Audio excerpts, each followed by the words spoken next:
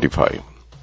This is the Sri Lanka Broadcasting Corporation. Here is a news edited by Lal Mallavarachi and read by J. Yogaraj. First, the headlines. The President directs officials to accelerate the focus initiative aimed at attracting 5 million tourists annually. Public is requested to use water sparingly. The Public Utility Commission has given its approval to the CEB to purchase 100 megawatts of electricity from the private sector. Chairman of the Sectoral Oversight Committee asked to amend Inland Revenue Act for enhanced revenue collection. Evaluation of Ordinary Level Exam 2022 scripts from today. News overseas, more than 60 migrants feared dead at sea off Cape Verde coast. In sports, the ticket sales of the Sri Lankan leg of the Asia Cup 2023 started. And those are the headlines. President Ranil Wickremesinghe urged officials to accelerate efforts towards the goal of attracting 5 million tourists annually to Sri Lanka. These directives were issued during a meeting at the Presidential Secretariat yesterday. During the discussion, comprehensive plans spanning short, medium and long terms were thoroughly deliberated upon to enhance Sri Lanka's appeal and comfort for tourists. President Wickremesinghe inquired about ongoing plans and the role of the private sector in promoting the nation's tourism industry. Officials briefed the President on current initiatives and emerging trends. President Wickremesinghe also directed officials to identify a suitable location in collaboration with the private sector for the establishment of high-class hotel school in Sri Lanka. According to the recommendation set forth by the committee tasked with establishing Sri Lanka as a leading tourist destination, the Ministry of Tourism and its affiliated bodies are formulating a strategic plan for 2025. Due to the current dry weather conditions, 42 water sources in Sri Lanka are at risk, and due to this, 9% of the water capacity has to be reduced.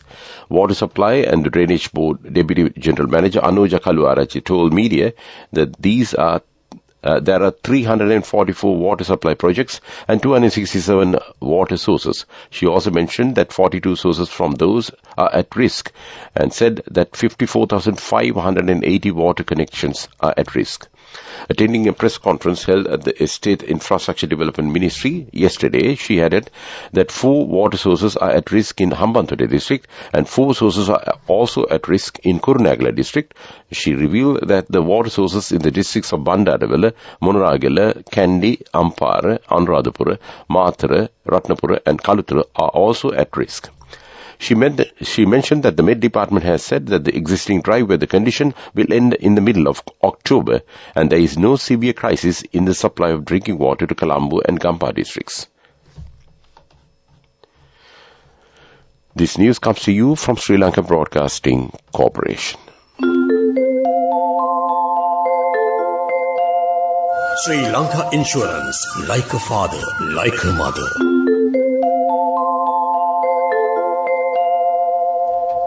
Sri Lanka Public Utility Commission has given its approval to the Ceylon Electricity Board to purchase 100 megawatts of electricity from the private sector for about 6 months. And this permission has been given under 3 major conditions. The Utility Commission has informed that at the end of the agreement with the relevant power supply company, an independent audit should be conducted regarding the purchase of electricity. Chairman of the Sectoral Oversight Committee on National Economic and Physical Planning, Parliamentarian Mahindananda Alutgamage, revealed that the necessary measures have been initiated to promptly amend the Inland Revenue Ordinance to fortify Sri Lanka's fiscal stability and streamline revenue collection by enhancing the state tax mechanism. Acknowledging certain officials' underperformance within the Inland Revenue Department, Alutgamage emphasized that the new Inland Revenue Ordinance will empower robust measures to address the issue. The objective is to make formidable decisions regarding officials not contributing effectively to the state's tax revenue enhancement. Addressing the news conference held at the Presidential Media Center yesterday under the theme Collective Path to a Stable Country, former Minister and the Chairman of the Sectoral Oversight Committee on National Economic and Physical Plans, Mahindananda Alutgamage, drew attention to significant challenges inherent in Sri Lanka's tax collection system. As a result, he stressed the urgent need for an immediate overall change of the country's tax policy. Answer script evaluation of the GCE Ordinary Level Examination 2022 will begin today. Examinations Department media spokesman Lasita Samarakon said the evaluation process is conducted with the participation of about 27,500 examiners at the 100 evaluation centers established countrywide. Over 2.7 million answer scripts will be evaluated in the first phase. No sooner the first phase is completed, the second phase will follow. A fire erupted in 2 factories in the Omagama industrial zone last night and 4 fire engines were destroyed. The fire started in a textile factory, had spread to a paint factory in the vicinity. Police were seen making great efforts to prevent people from reaching the area by deploying strict security as the chemicals were stored in both factories. A team of army personnel was also called into assistance, the Firefighters Association said. Meanwhile, the Disaster Management Center has advised the residents of Omagama to wear face masks to avoid smoke problems or breathing problems. And that's local news. Listen, no fake news, false flags, it is the real thing. Breaking records, making history, you know we got the big bling. 10 billion bonus all across the island. Ka-ching! Not millions, talking billions, yeah, it is the big win. History's highest ever sure bonus declaration for SLIC life policyholders in 2022 exceeds 10 billion rupees. 10 billion bonus gonna make your dreams come true. 10 billion bonus for you. Sri Lanka Insurance, like a father, like a mother. The main news story is brought to you by Siddhalepa Vedamahatmya. The Green Agriculture Action Centre stated yesterday that there is no need to import rice as rice and paddy stocks in the country are sufficient until the harvest of the next Maha season. The centre also pointed out that there is no need to be afraid of a food shortage as there are enough stocks of additional food crops such as cowpea, green gram, groundnuts and kurakan in the country. And this was revealed when a discussion on the collection of the information and data in the agriculture sector was held under the patronage of Agriculture Minister Mahinda Amaraveera yesterday. The main news story was brought to you by Siddhalepa Vedamahatmya. Watch Life is brought to you by CIB Janajaya Vasana. Unbelievable discounts and offers throughout August from CIB Janajaya Vasana. Come today itself. The National Water Supply and Drainage Board says an 18-hour water cut is scheduled to take place in several areas including Colombo and suburbs from 8 a.m. tomorrow until 2 a.m. on Sunday. Accordingly, the water cut will be imposed in Colombo, Devela, Mount Lavinia, Kaduela and Kotte Municipal Council areas and Maharagama, Boronasgamuwa, Kolannawa, Kotikawatha, Mulleriyawa, Ratmalana and Katubedda Pradesh Sabha areas. The water cut will be imposed due to essential maintenance work. CIB Janajaya Vasana. Unbelievable discounts and offers throughout August from CIB Janajaya Vasana. Come today itself. Moving on to world news headlines, more than 60 migrants feared dead at sea off Cape Verde coast. Burger King India drops tomatoes from its menu. Indian lunar mission inches closer to moon. And those are the headlines of the world news. More than 60 people are feared dead after a boat carrying migrants was found off Cape Verde in West Africa. 38 people, including children, were rescued, with footage showing them being helped ashore, some on stretchers. On the island of Sal, almost all those on board the boat, which was at sea for over a month, are thought to have been from Senegal. Cape Verde officials have called for global action on migration to help prevent further loss of life. Burger King says it has removed tomatoes from its food in Indian outlets after a sharp rise in prices. The fast food chain said it made the decision because of unpredictable conditions on the quality and supply of tomato crops. The burger chain is the second in the country after McDonald's to drop the ingredient from its menu. India's third lunar mission is inching closer to the moon's little explored South Pole, where it aims to set down a lander and rover on 23rd August. Yesterday, the lander detached from the propulsion module, which carried it close to the moon, beginning its last phase of the mission. Chandrayaan-3, however, may not be the first to land on the South Pole of its beaten by a new Russian mission. And that's World News. Development News is brought to you by Job opportunities from Deshakti Lanka in Kuwait, Saudi Arabia, Oman, including company housemaid, salary 156,000 rupees, 23 to 57 years. Contact 037 7500 500.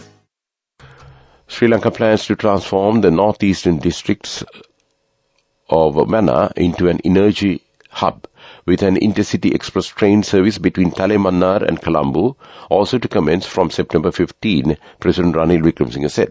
Speaking at the annual feast of the National Shrine of Our Lady of Madhu in Mannar on Monday, August 15th, President Wickremesinghe said the Mannar region possesses abundant renewable energy sources. And that came to you in Development News.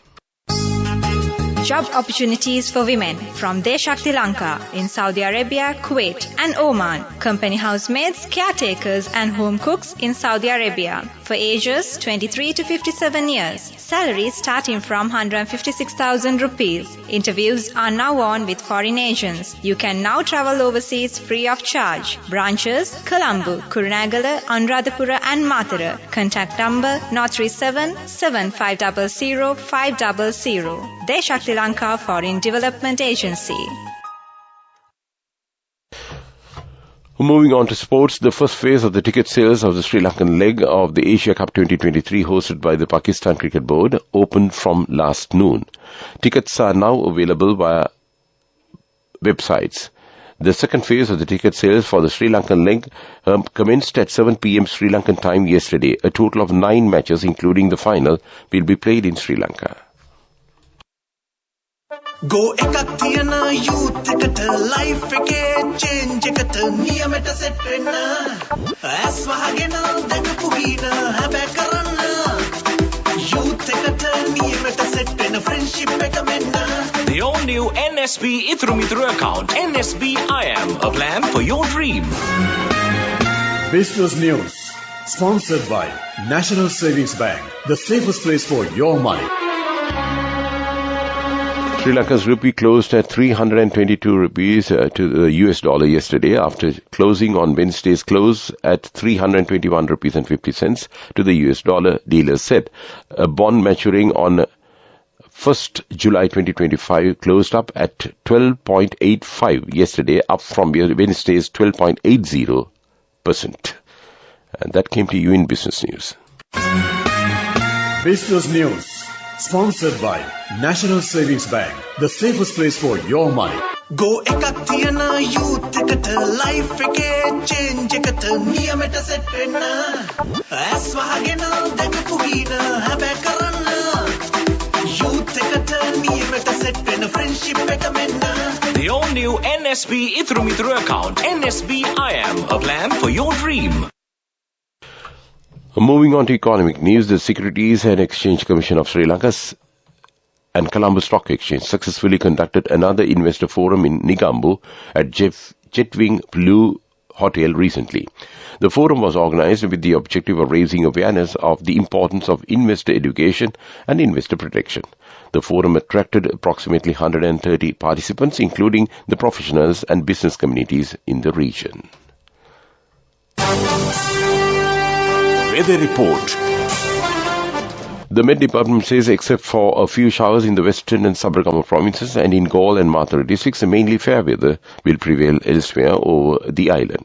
Fairly strong winds, about 40 to 45 kilometers per hour, can be expected at times in the northern, north central and northwestern provinces and in Trincomalee and Hambantota districts.